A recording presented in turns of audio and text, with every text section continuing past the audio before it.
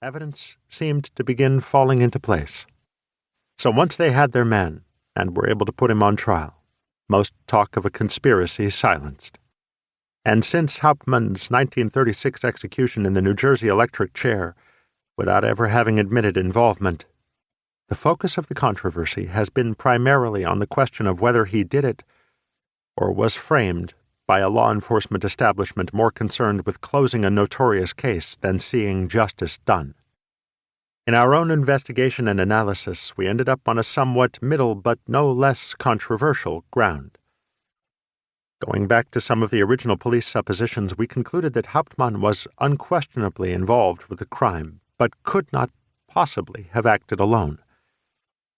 We profiled as accomplices at least two other members of the German immigrant community, contemporaries of Hauptmann, living in the South Bronx, one of whom would have been the ringleader or idea man, and the other a compliant follower.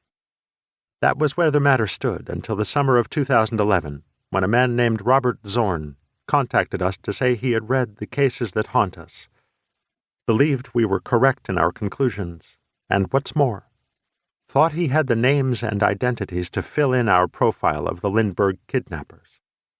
This kind of thing actually happens more often than one might think. Over the years, we have been presented with alternative theories to Jack the Ripper, the Green River Killer, the Unabomber, the BTK Strangler, the Black Dahlia Slayer, and the Zodiac, among others, and none of them has ever panned out. But Mr. Zorn's story about his father Gene and his own years-long transatlantic investigation after his dad's passing sounded at least plausible. So we invited him to come present his findings and evidence to us in person. Over the course of 6 or 7 hours, Bob walked us through the background, the physical indicators, photographs, handwriting samples, temporal and geographical links, first-hand accounts of people who had known the subjects, and opinions from various experts he had consulted. In sum, he connected more dots than we had ever seen connected in this most baffling of all contemporary murders.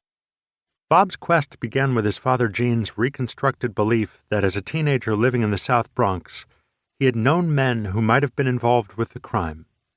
So he set off to determine whether his dad's analysis held up to close scrutiny. While we had done the profiling, Bob did the work a modern police detective squad would do in qualifying a suspect. He was meticulous, thorough, and always healthily skeptical. When he finished his presentation, we said that while we could not be 100% certain of his conclusion without direct comparison of fingerprints, handwriting exemplars, and/or DNA sequencing, should any of these be available, we were certain of our own profile, and his subjects were the best fit that anyone had ever come up with.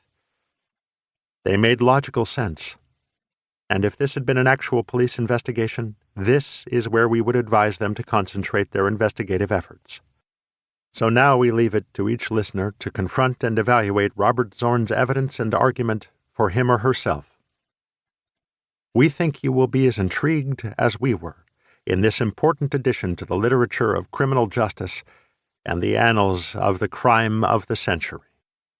John Douglas and Mark Olshaker. Introduction. Settling in for a wait at the Day and Night Barber Shop in Dallas, Texas, Gene Zorn reached for a magazine. It was December of 1963, and from the stack my father pulled a recent issue of True, a man's magazine of the day, which featured a story and new theory about the kidnapping and murder of the infant son of the world-famous aviator Charles A. Lindbergh.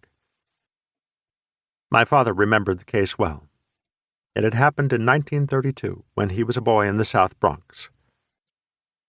As he turned the pages, he started to remember more. The author contended that Bruno Richard Hauptmann, the man who went to the electric chair for the crime, did not accomplish it alone. Because of Hauptmann's grim silence to the very end, however, his accomplices, including a man with a German accent who called himself John, were never found.